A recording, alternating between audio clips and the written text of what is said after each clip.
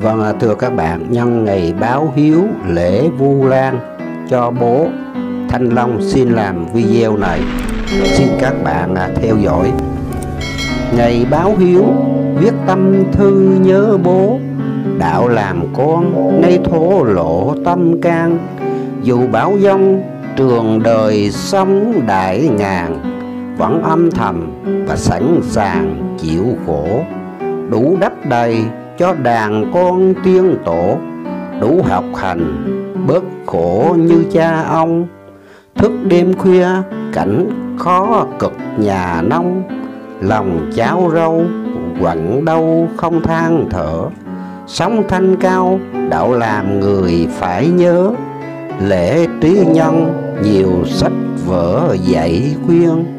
Biết chữ tâm hãy xin xem nhẹ đồng tiền, sống vật chất để tổ tiên trách mắng. Tháng báo hiếu dù trời mưa hay nắng, nhớ nhang đèn lòng sâu lắng tổ tiên. Nhớ tâm kinh để siêu thoát thánh hiền, dưới âm ty cực hình miền ô trượt. Vì nuôi con nhiều sai lầm quá bước, để cháu con được tha thước trần đời. Tuổi thiếu thời nhiều sa ngã ăn chơi, khi ăn quả không nhớ lời tưới tắm. Đạo làm con lời dạy xưa suy ngẫm, nước có nguồn mạch sâu lắng lòng non. Tháng xá tội nhiều sinh ngã chết oan, vì nạn tai ái tình đang gian dở. Tháng cô hồn ngày Vu Lan phải nhớ, nghĩa tư ân luôn che chở chúng ta. Tính nhân văn nguồn đạo lý ông cha, khi ăn quả biết ai là chăm sóc. Một kiền liên chứng lục thông khó nhọc, cứu mẹ hiền đang than khóc âm ty.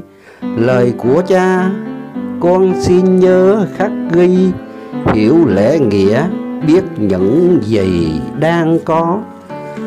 Hiểu hiếu trung sống cảnh đời dù khó, hiểu đạo tâm biết cảnh khổ thánh hiền. Hiểu đức phước để lưu truyền tôn tử, hiểu đạo người để biết gìn giữ đạo tâm. Vâng, thưa các bạn, cũng vì ngày tháng 7 xá tội vong nhân, đạo lý uống nước nhớ nguồn, ăn quả nhớ kẻ trồng cây. Chúng ta hãy khắc cốt ghi tâm, nhờ công sinh thành dưỡng dục. Công ơn trời biển người tạo hóa ra ta, và cứu hiền thất tổ đã ngậm cùi nơi chín suối.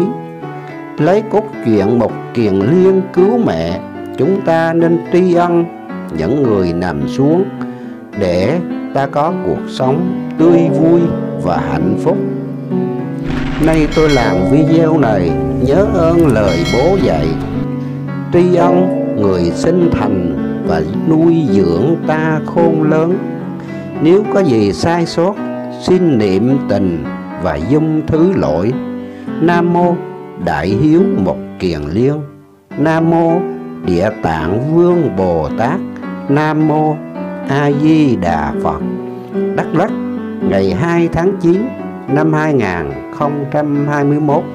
Tác giả Thanh Long Vlog. Thanh Long xin trình bày tiếp bài Tháng cô hồn đóng cửa môn quan. Hôm nay tháng 7/14 là ngày đóng cửa các chư cô hồn. Nửa tháng mở cửa quan môn, về nơi trần thế, nơi chôn thân người. Nửa tháng mở cửa rong chơi, chơi hiền, chơi dữ, về nơi đỏ đầy. Tranh giành quyền lực đắng cay, trách cha mắng mẹ, nợ vay trồng vào. Cho mình là bậc thanh cao, côi trời xem đất là nơi ao nhà. Của người làm của riêng ta, vợ người nô giỡn đời mà xài chung. gây bao sóng gió hải hùng nhân gian.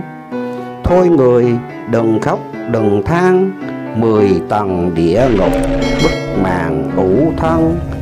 Nay biết giáo lý thiện chân, nhân nhân quả quả tâm lần hướng tâm. Nhắn trần chớ bước sai lầm, ôi tầng địa ngục giam cầm đau thương. Bụng to quả núi nhìn nhau, cổ bằng đầu đũa máu lâu tắm người. Địa ngục cùng cực ai ơi, đừng làm ác nghiệp đất trời ghi tên.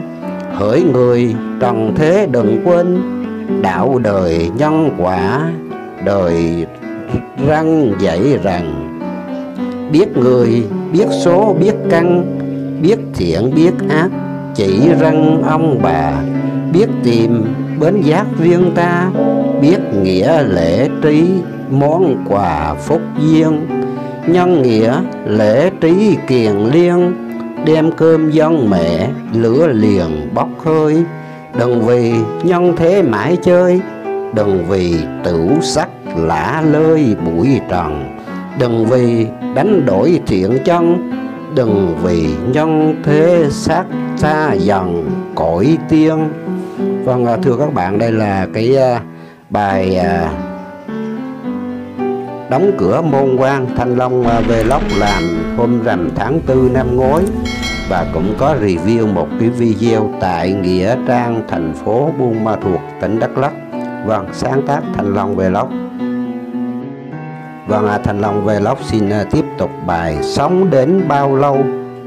70 sống bám bụi trần, vui buồn cát bụi xoay vòng nhân gian. Lắm cười lắm khóc lắm than, lắm hờn lắm giận cưu mang kiếp người. Lắm ao lắm ước người tôi, lắm làm người tốt đầy vơi xác trần.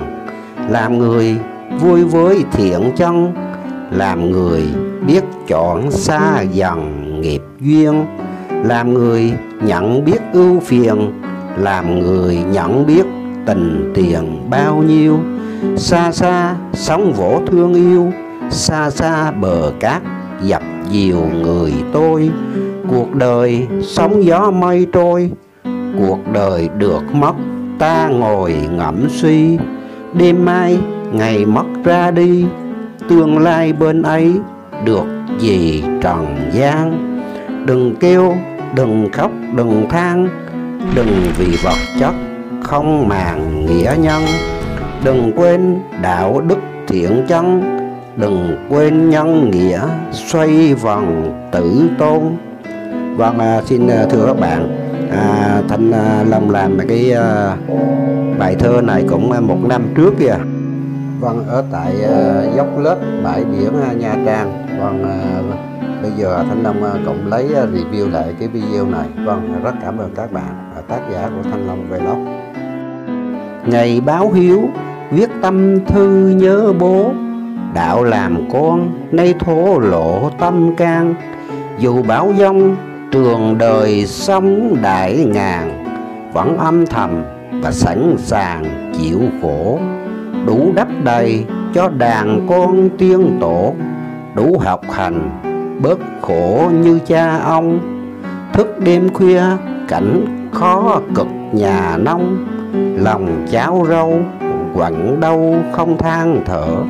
Sống thanh cao đạo làm người phải nhớ, lễ trí nhân nhiều sách vở dạy khuyên. Biết chữ tâm hãy xin xem nhẹ đồng tiền, sống vật chất để tổ tiên trách mắng. Tháng báo hiếu dù trời mưa hay nắng, nhớ nhang đèn lòng sâu lắng tổ tiên.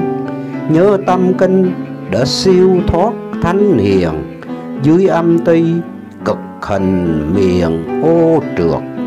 Vì nuôi con nhiều sai lầm quá bước, để cháu con được tha thước trần đời. Tuổi thiếu thời nhiều sa ngã ăn chơi, khi ăn quả không nhớ lời tưới tắm. Đạo làm con lời dạy xưa suy ngẫm, nước có nguồn mạch sâu lắng lòng non. Tháng xá tội nhiều sinh ngã chết oan, vì nạn tai ái tình đang gian dở. Tháng cô hồn ngày Vu Lan phải nhớ, nghĩa tư ân luôn che chở chúng ta.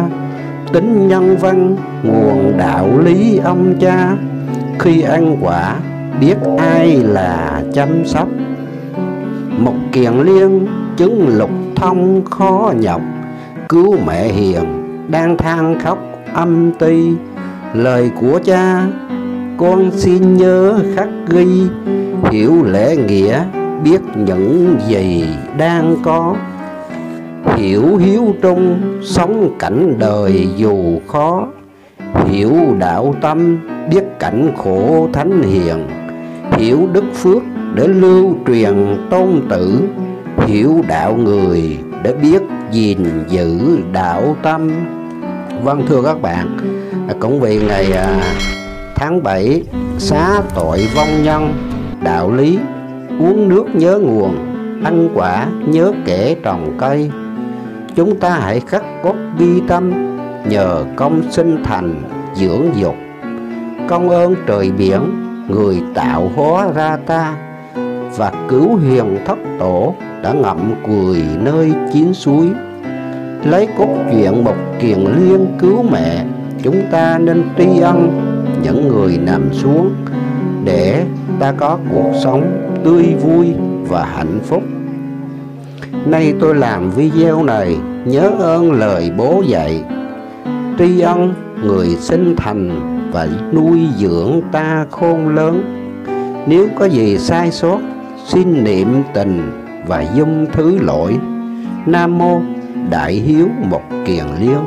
Nam mô Địa Tạng Vương Bồ Tát. Nam mô A Di Đà Phật. Đắk Lắk, ngày 2 tháng 9 năm 2021. Tác giả Thanh Long Vlog. Vâng, thưa các bạn, cũng vì mùa giãn cách, siết chặt giãn cách, nên Thanh Long Vlog cũng có mượn cái hình ảnh trên Facebook. Mong tất cả các bạn hãy dung thứ lỗi. Và những cái video sau gọi là Tháp Bà Boi Gana, cũng may là Thanh Long Vlog cũng quay năm ngoái và cũng còn lưu lại trong điện thoại, nên Thanh Long cũng xin lấy ghi lại cái hình ảnh dữ liệu này. Cuối cùng Thanh Long Vlog cũng chúc tất cả các bạn sức khỏe, hạnh phúc và gặp nhiều may mắn trong cuộc sống. Thanh Long Vlog xin thân chào và xin cảm ơn các bạn.